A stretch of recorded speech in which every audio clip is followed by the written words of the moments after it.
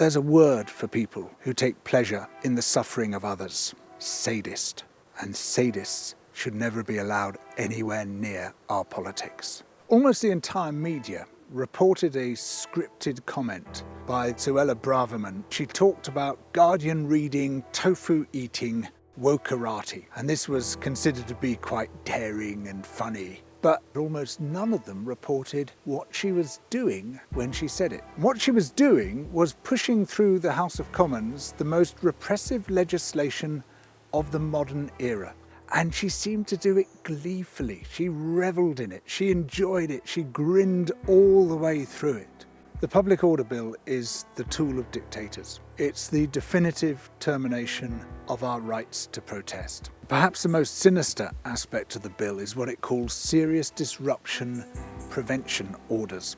These are orders that can be served on anyone who has been to a protest in the past 5 years, or encouraged anyone else to go to a protest in the past 5 years, or in any way has supported a protest in the previous 5 years. You can be subjected to the kind of restraints that dangerous criminals might face when they're released from prison on probation. You have to report to the police as and when the police determine. You're not allowed to associate with certain other people. You are not allowed to go to a protest or encourage a protest or possibly even look at protest-related materials online. And you can be forced to wear an electronic tag and have monitoring equipment installed in your home. I've seen some people say, well, they can't do it to everyone. I mean, if millions of us protest, they won't have the resources to force us all to wear electronic tags. But that's not how this works. The way it works is that they do it to the specific people they want to target, to their political enemies, to those they want to scapegoat, to those they want in particular to discourage. And that is how it always begins. UK politicians love to lecture other nations about democracy. They say you should practice good governance, you should be like us. But they really shouldn't be like us. We're a terrible model of democracy. We have a prominent whistleblower and journalist, Julian Assange, thrown into effectively a dungeon in Belmarsh prison, just being left there to rot for the crime of exposing the misdeeds of the powerful. And now we have these extremely oppressive forms of legislation. The police can now arrest anyone who protests. The government says, oh, no, we're not shutting down protests, just protests which causes serious disruption to 2 or more people or to an organisation. That's what we're prosecuting. But the Police Act, passed earlier this year, has redefined serious disruption so that it now includes noise. So any protest deemed to be causing a noise is causing serious disruption to 2 or more people or to an organisation. In other words, any protest. But of course, Labour's going to repeal all these repressive laws, isn't it? It's a party which grew out of the Labour movement, which was all about protest. No. Keir Starmer has made just one public statement related to the Public Order Bill, and he has endorsed its headline policy of raising the penalties for people who block roads. That's a year in prison, twice the penalty for common assault. And while Labour voted against it in the House of Commons, there is no prospect I can see that under Keir Starmer, former Director of Public Prosecutions, these laws will be repealed. In fact, in the previous incarnation of right-wing Labour, under Blair and Brown, we saw a series of highly repressive new laws brought in. Prevention of Harassment Act, 2000 Terrorism Act, 2005 Serious Crime Act, which gravely eroded our rights to protest. The fact that these new acts brought in by a Conservative government finish off that process and terminate our right to protest, I don't think will cause Keir Starmer a single missed minute of sleep.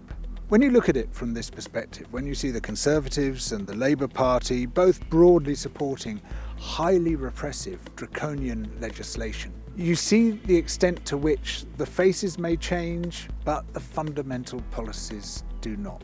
There is an elite consensus around deregulating business and re-regulating citizens. And what that means is basically preventing citizens from getting in the way of capital. And it's particularly telling that these new highly repressive laws are aimed at environmental campaigners, the people who question the very model of economic growth, the people who point out that business as usual is destroying the living world. And as such, they must be caged and corralled and contained and prevented from interfering in the extraction of profit from the country by capital.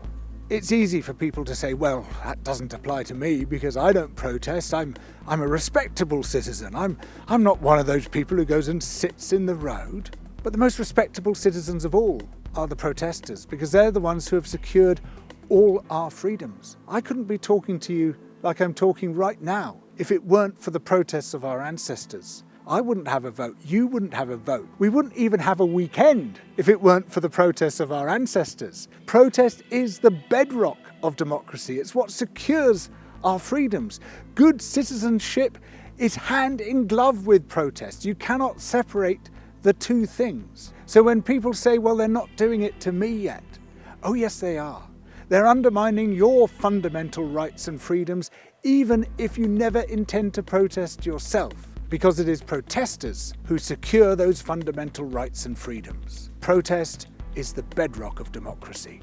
Obviously, these new laws are terrifying, but that doesn't mean we should be terrified. It does not mean we should be cowed into submission. If you look at what our ancestors faced, the people who mobilised for the male franchise and were cut down in Manchester in the Peterloo massacre, the people who mobilised for votes for women, the suffragettes, who were treated with appalling violence by the state, the civil rights campaigners with the utterly brutal treatment they faced, all the people who have fought for freedom down the ages, many of them faced even greater barriers than those we now face. Many of them literally put their lives on the line, and yet they still fought for freedom. They fought for something bigger than themselves. And unless we do the same, despite these laws, even because of these laws, then we will be betraying those who fought for us.